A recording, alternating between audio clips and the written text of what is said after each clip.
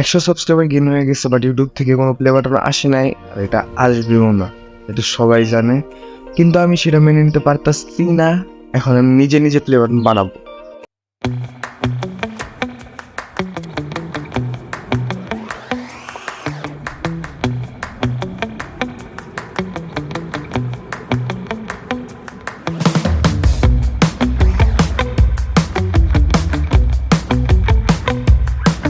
দিনের বেলায় কলেজ থাকায় আমি দিনে শুট করতে পারি না, যার কারণে এখন রাতে করতে হইতেছে। বাট এখানে প্রপার লাইট না থাকায় দেখো আমি কই এসে পড়ছি। আর যাই হোক, একটু কষ্ট করে ম্যানেজ করে নিও।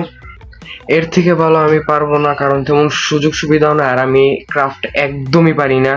তো যাই হোক, এটা জাস্ট ফানের জন্য ছিল।